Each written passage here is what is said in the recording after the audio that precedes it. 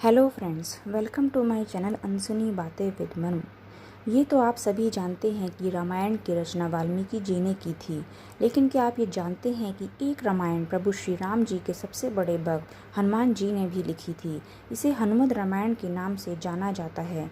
उन्होंने यह ग्रंथ वाल्मीकि से पहले ही लिख दिया था, लेकिन बाद में हनुमान जी ने इस ग्रंथ को समुद्र में डुबो दिया। आखिर क्या वजह थी कि हनुमान जी ने अपने ही रामायण को समुद्र में डुबो दिया? शास्त्रों के अनुसार लंका पर विजय के बाद भगवान राम अयोध्या में राज करने लगे थे और हनुमान जी हिमालय पर शिवजी की तपस्या करने के लिए आ गए। इसी दौरान एक शिला में हनुमान जी रोज अपने प्रभु का स्मरण करते हुए नाखून से राम कथा लिखते थे। वहीं महर्षि वाल्मीकि ने भी रामायण लिखने के बाद भगवान शिव को इसे समर्पित करने के उद्देश्य से कैलाश पर्वत पहुंच गए। वहां पर पहले से ही हनुमान जी द्वारा लिखे रामायण को देखकर महर्षि को बड़ा आश्चर्य हुआ। उन्हें आश्चर्य इस बात का था कि एक योद्धा प्रभु श्री राम के जीवन का वर्णन इतने सुंदर ढंग से कैसे कर सकता है। इस पर उन्होंने हनुमान जी के काव्य की खूब प्रशंसा की।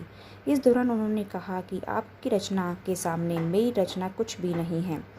यह सुनकर हनुमान जी के मन में विचार आया कि वाल्मीकि जी एक महान कवि हैं और वे राम भक्त भी हैं।